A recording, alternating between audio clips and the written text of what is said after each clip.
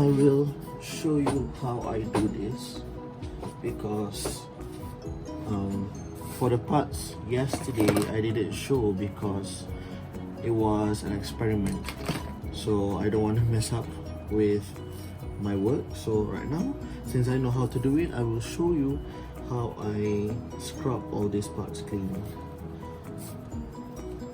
So I already mixed up here baking soda and some vinegar alone without any water.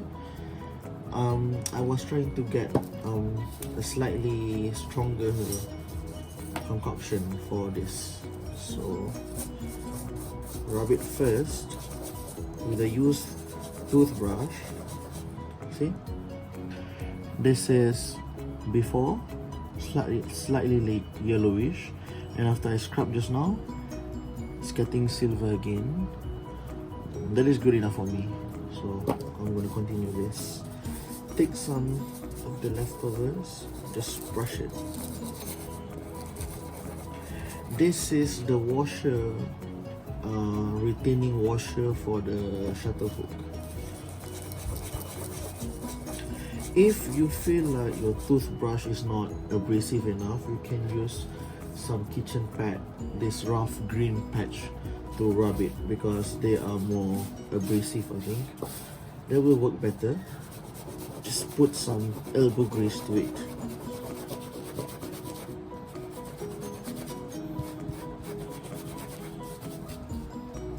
There, it looks shinier.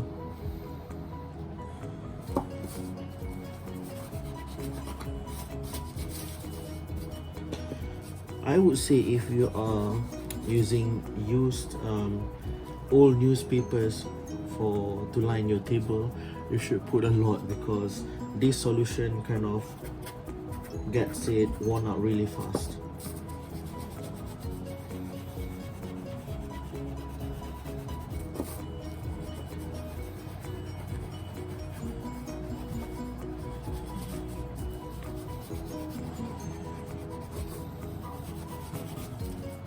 Nah, this is just for one side. Let's do the other. So this is the before. Let's try after.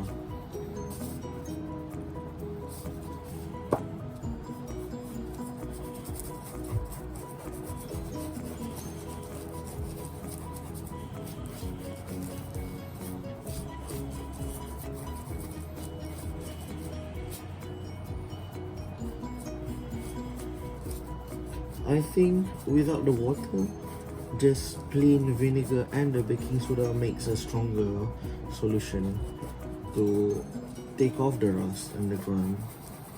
So maybe you can try that.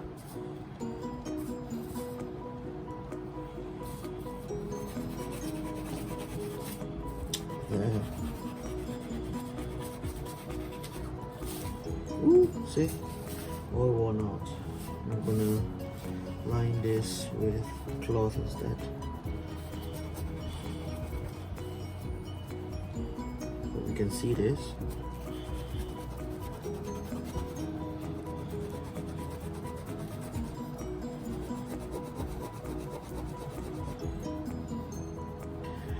This is just one step. I mean, after you have done this to all your plated parts using baking soda and vinegar, you can add another step, which is using metal polish, so that it shines much more. But that is all up to you. I might try metal polish after this, just to seal all the exposed area. Perhaps I've opened some areas I should not.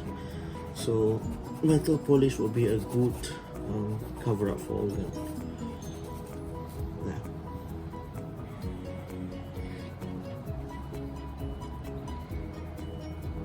Good and shiny. But just like I said before, if you use this method, make sure once it dries out, brush it off with a brush so that there's no baking soda particles left here, and then spray it with WD-40 to make it clean from all those baking soda particles. I'm gonna move on to this retainer spring. This is much murkier, you see? It's much darker inside.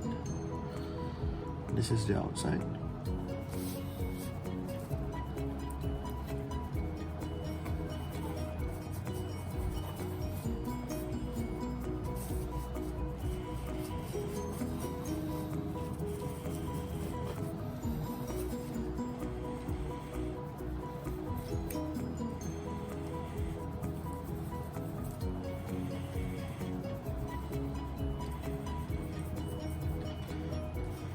First rub with the toothbrush, and then secondly using the pad.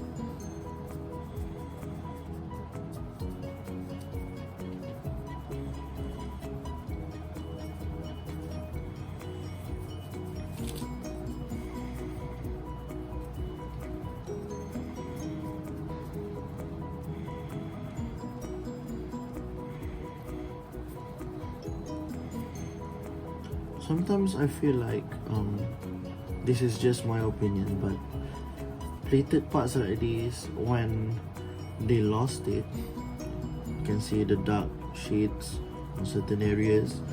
I feel like that is some character, that gives character to the machine. So I don't really feel the need to like chrome it, plate it, or polish it again. But this is all up to you.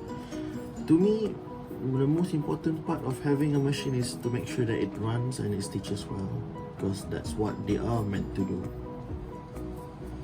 Unless you are collecting just for the cosmetic looks and all, it doesn't matter. It's just an opinion.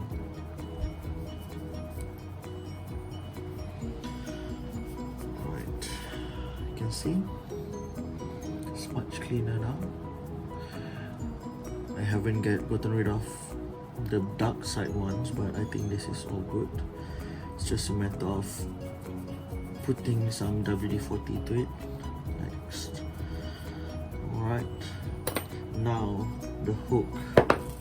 The hook looks fairly clean and shiny, but I think a little help from the baking soda would make it much better, I think. I would not do the inside part, I think, because it's hard to get to. But if you have any tools to go inside the hook, go for it. Be careful with the point here. You don't want to dull it out, because this is important for the stitch formation.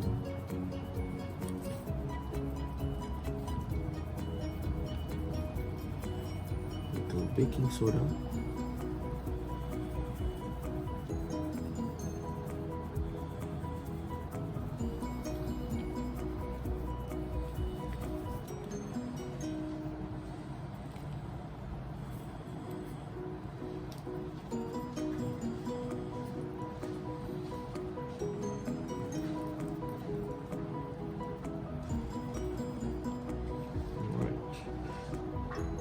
Proceeding to this.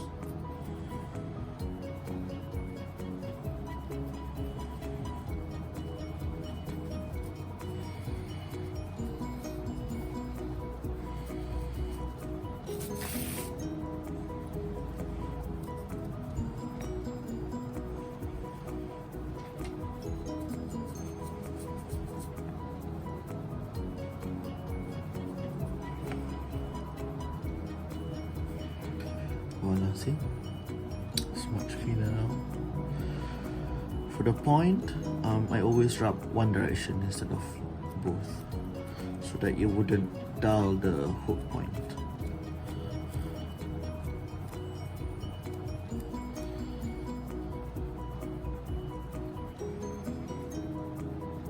Voila. This is satisfying enough.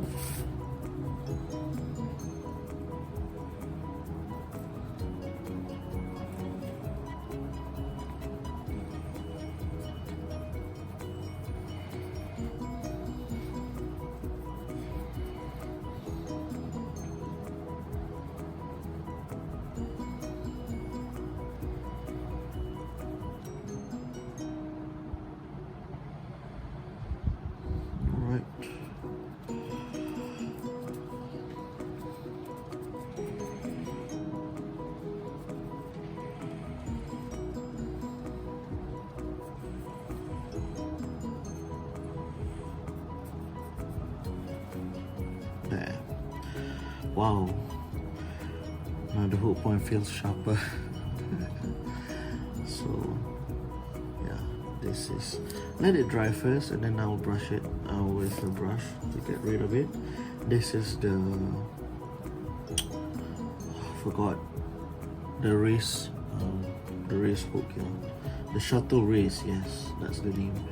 It's already covered in baking soda, so I might just rub it off straight away. Don't be afraid to use all the leftovers, don't waste them. Put it here.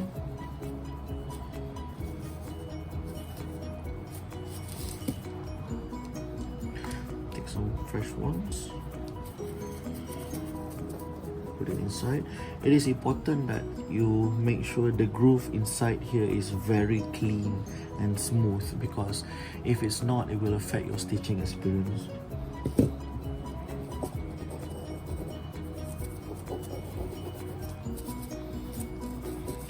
It's not so much dirt here, just grime, I think, the yellowish part.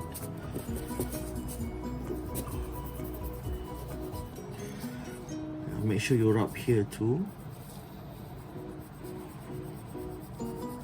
This is where the thread loop goes out and where the needle travels through this hole.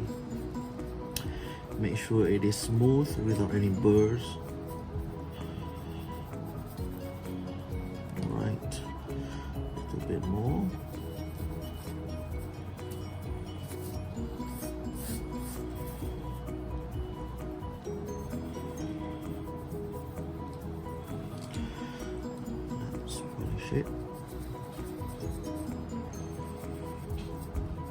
It is so dark, I think doesn't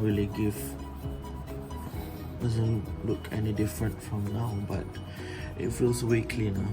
It's not so gummy and sticky like it was originally.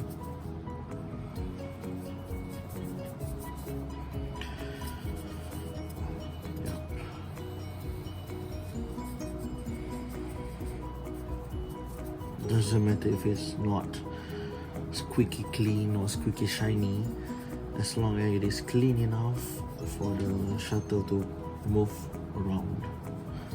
Yeah, that's it. Rub the grooves, that's the important part.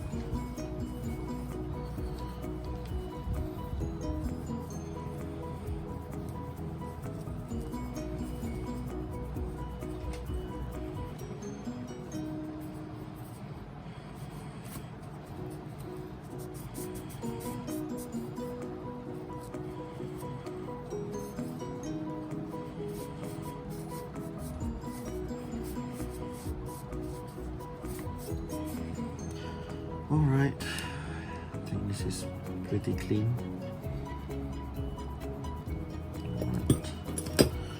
Alright. Yeah, perhaps I can do the tension unit, I think. Tension unit for this 1910 Singer 1530 is a bit unique because of this. If you own a model 66, this part is what you call a barrel. It is one unit that you insert into the machine head straight away. It's like a good combo. But in modern or the later years for class 15, this consists of two parts which are detachable from each other. But here, the 1910 version, it is not. It is a barrel practically. One single unit that is very grimy, if you see.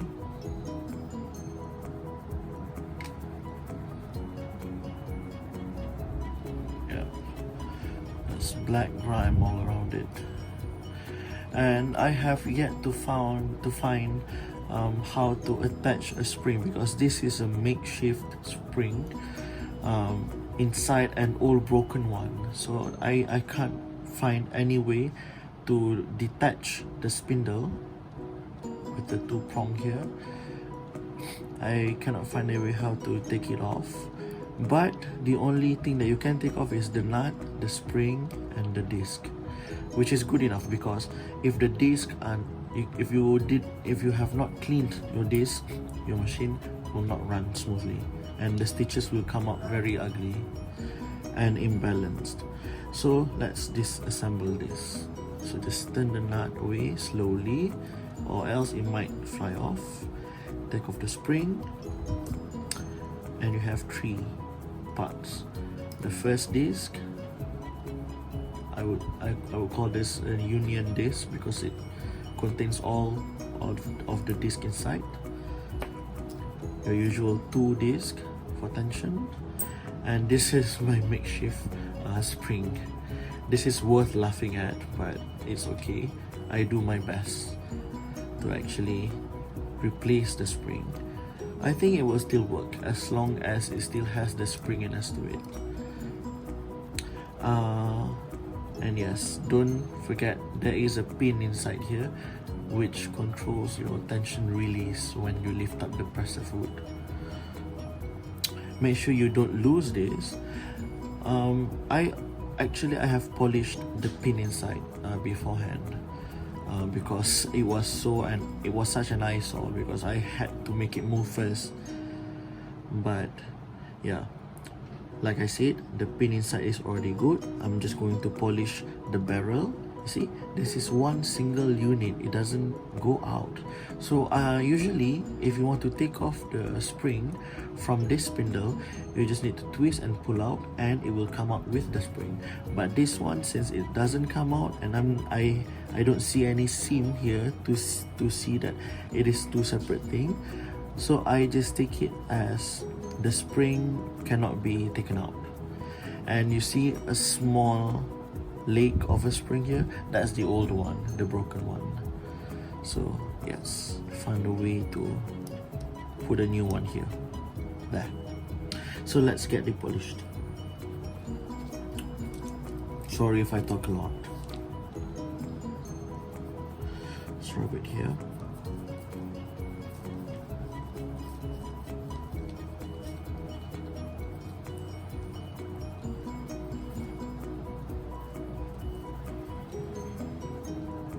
This is a very lonely work, if you know, but it is such an enjoyable thing to do.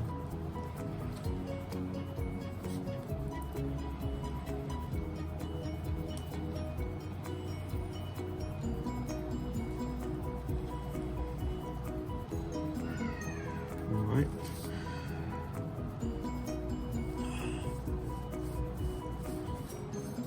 Since I live in Malaysia, we would call this a Scotch-Brite pad. So I'm not sure how it is called in America, but in Malaysia we call this a Scotch-Brite pad. And voila, where did the grime go? It's all gone, and it's shiny again. So there's still hope. So glad to see this. For flat surface like this, if you feel like it is too small, just lay it on your pad here and rub it. I did this with my screws and all, so it's much bearable. Voila. See? Thank God the grime is all gone.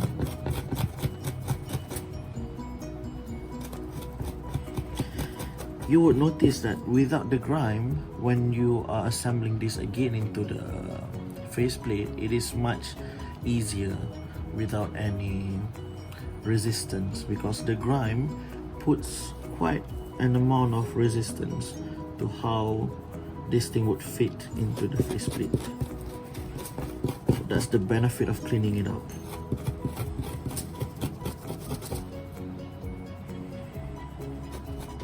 You can do this if you don't feel like putting this on the air.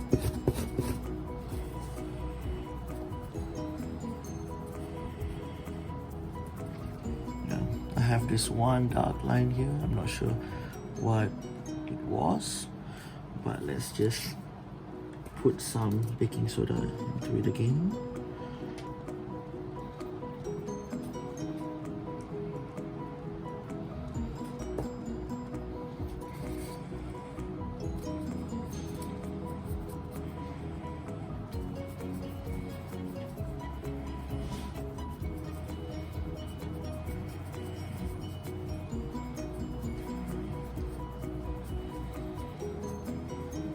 There. If you see the crevices inside here, if you feel like there's baking soda stuck inside, I think you can get it out with a brush. Definitely, don't worry. For now, just scrub the hell out of the grime. There. If this is clean, screwing the nut when this is all over, when this is all done, will be an easy job. Alright.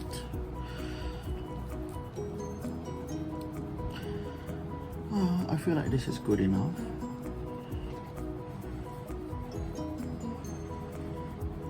Oh, not here. See? The grime here at the bottom of the barrel is much easier to remove. There. Oh, so satisfying to watch. The nut, I'm just going to dip it here.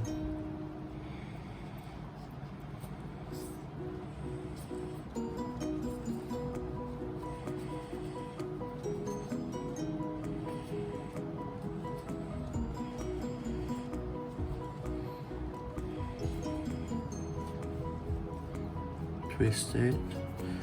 One of the ways to make the job easier, twist it instead of the pad.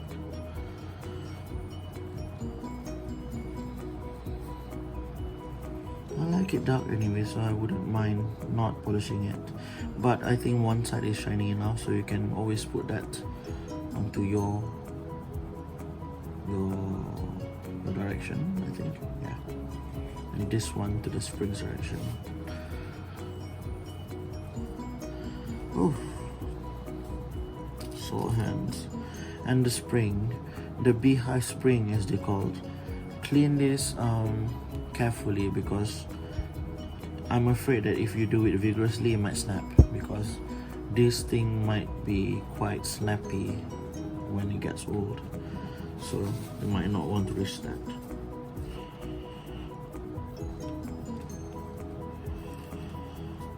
I wouldn't focus much because a black spring doesn't do anything wrong with the stitching. I'm just going to make it clean, perhaps slightly shiny. There's nothing wrong with some shine. Starting to see some now. There.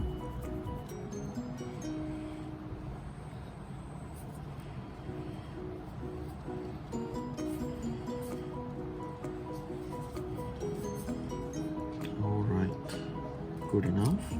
Now the best part is the disc. Just put some here, both sides, sandwich it between your pad, and then just do this. It's much easier, it doesn't strain your hand, and voila, it goes out bit by bit.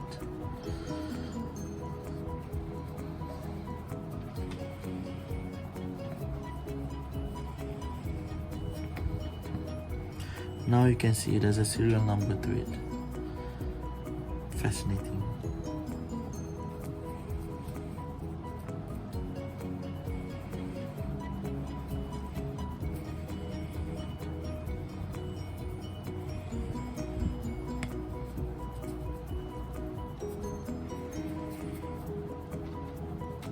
There.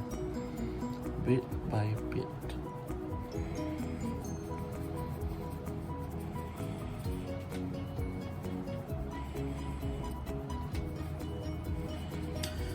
For the disc, I would focus more to make it shine better, because the shinier they are, the smoother they will be, and thread will pass much better between the disc when you stitch the machine soon. There.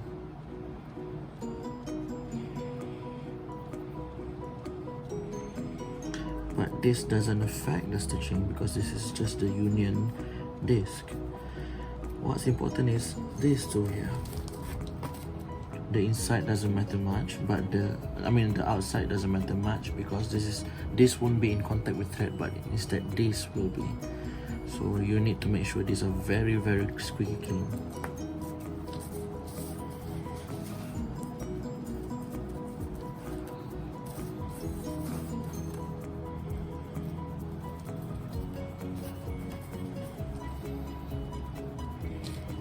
some vinegar here just to loosen it.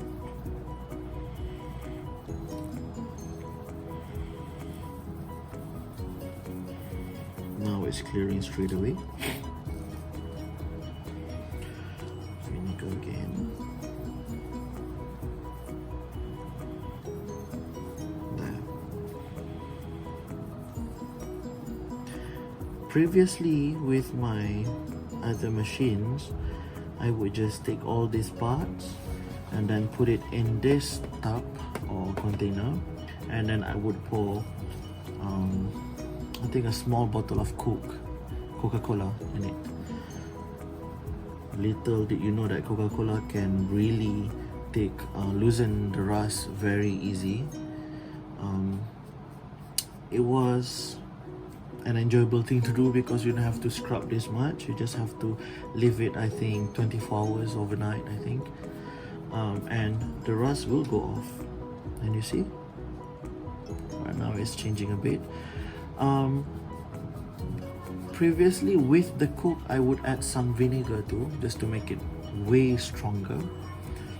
But then there is an incident where I submerged the shuttle hook too in that Coke and vinegar solution, and I ended up having the shuttle hook only.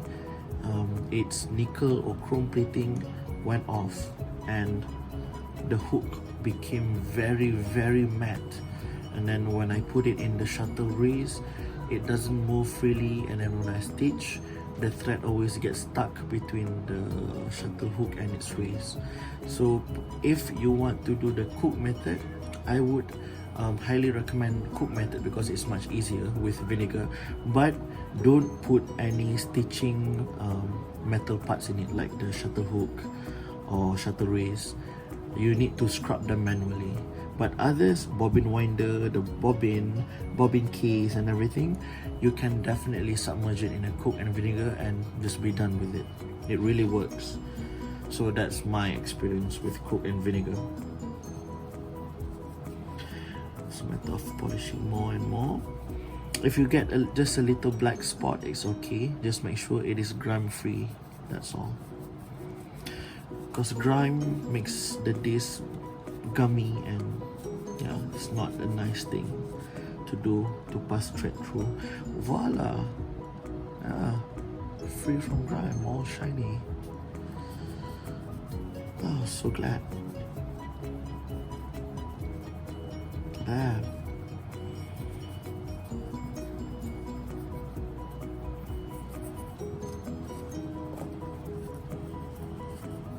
It's a shame that modern machines hide away their tension unit and disc inside the machine and conceal them.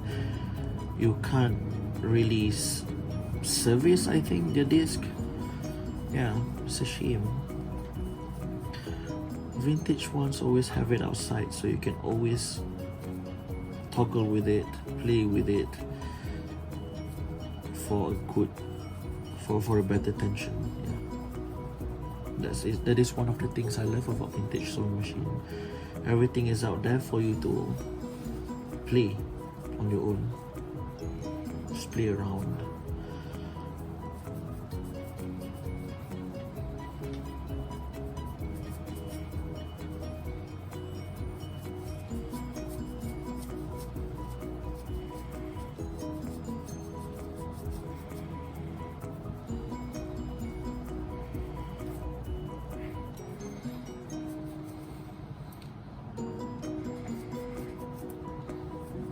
Seeing some shine. That is a good sign. Yep.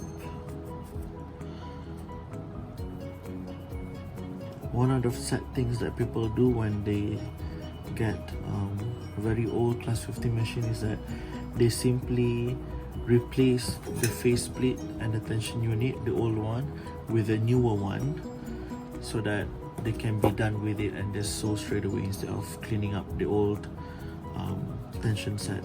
It is a shame because each unit has a serial number to it, and I feel like that's a very unique thing, and it adds characteristic to your machine. it's a shame to say that gone, I think.